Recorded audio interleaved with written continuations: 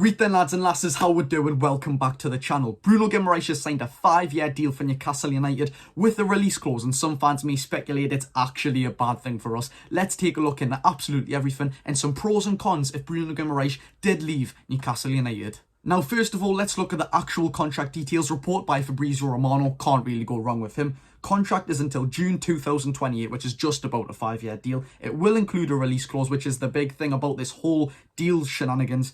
It's in the region of £100 million. As reported by other people, it's in excess of 100 million, which for me is 120 million plus. Bruno's so happy to extend as he loves the club.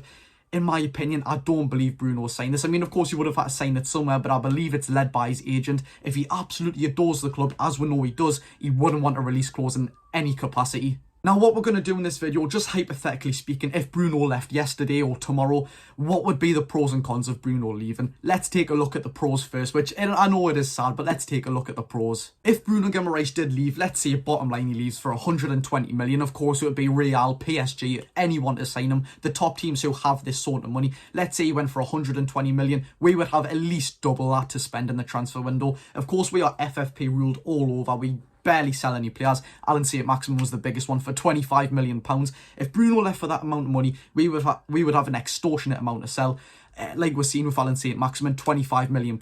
We brought in Tino Livramento for 40, and Lewis Hall, of course, on the obligation to buy, which was also £30 million.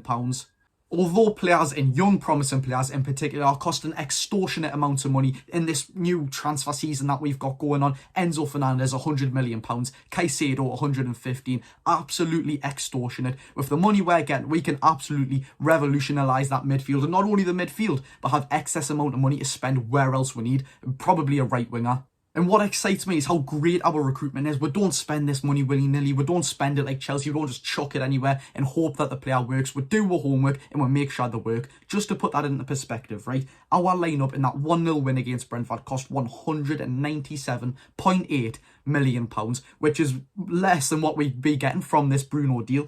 £25.8 million was spent on Pope, Trippier, Shaw, Longstaff and Anderson. £25 million could barely get you a starting player in the Premier League, and to get, how many is that? 1, 2, 3, 4, 5 players, and very good players as well, is unbelievable. So let's say Bruno left in the next transfer window and we, for some reason, couldn't replace him. I had no doubts that we would replace him, and replace him very well we would do.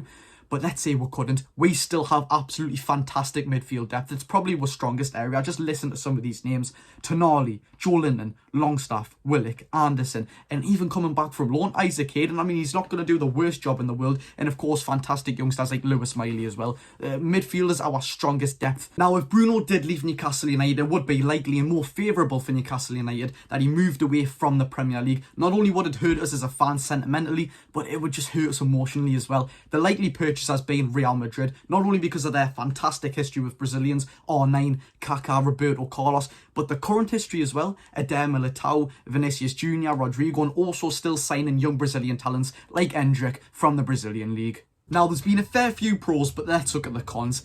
Talking about moving to different places, the only place I could see him moving to in the Premier League would be Manchester City. Anywhere else would just probably ruin his reputation. I don't see why he'd go to Arsenal. He turned them down when we were in a relegation fight. I don't believe he'd go to Manchester United.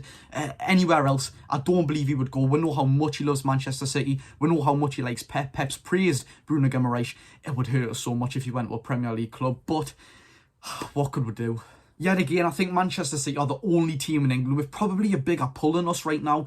Arsenal, maybe. Do you know what? Arsenal and Manchester City, I don't think Man United have a bigger pull. If something goes wrong at Manchester United, it goes wrong for sure. They have such a toxic atmosphere when things go wrong. We've seen it with Sancho. It's going on with Eric Ten Hag now, Maguire, etc. But look, something would have to go absolutely right for Bruno G. He'd have to get like £1 million a week to even move anywhere in England. He's absolutely adored at this club. He loves it so much. We love him. He wanted to play Champions League. He's got there with Newcastle United. We don't have as big a pull as anybody else, but I don't believe he should leave us for any reason.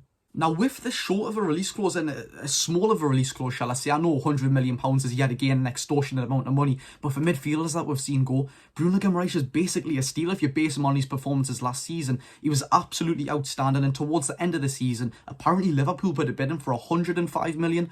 which is of course in excess of 100 million. I think teams are licking their lips right now and are just ready to absolutely smash this release clause for Bruno G. It's probably going to hurt, but yet again, we could recruit very, very well. It would be so unfortunate for Bruno to build up this momentum and yet again have such an uprise of just being a no one to us not knowing him from a couple of years ago to being one of the most fan favourites at the club, which is actually, it can be said. And that's not because he's won 10,000 trophies. I mean, we haven't won one yet, but it's just based on fan likability. He's just loved so much by the club, and it would be such a bummer for him to leave on a sour note. If he left to go to another English club while his performances haven't been up to date, it would be a complete conundrum. So if we come to a conclusion here, let's say Real Madrid come in and bought Bruno G for £120 million, as the £100 million is in excess in the release clause. So say Real Madrid bought him for 120 mil. We then have 200 million plus to spend in the summer. Of course, no midfield in the world would cost 200 million pounds, so I'd have excess to spend where else on the field. Although teams will know we'll have that amount of money to spend, I don't believe any player in the world could cost that amount of money, apart from, of course, Mbappe, Haaland, Jude Bellingham. These players are extortionate,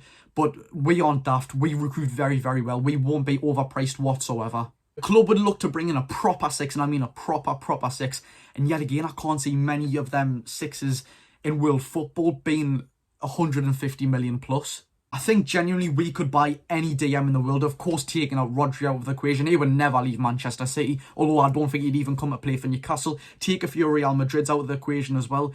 I think we could go for anyone we wanted. Our pull is getting big now. It's not as big as some teams in the Premier League. Of course, if we go for Europe again, that's another question. Champions League would be unbelievable. It is very unlikely. Yes, wages are no problem for we have fantastic players at the club already, so we could attract any six that we wanted. With all things concluded, would you sell Bruno G for the pros and the cons concluded? Let me know in the comments. If you did enjoy this video, smash the like button and the subscribe button. I've been Jody Josh. Thank you very much and enjoy your day.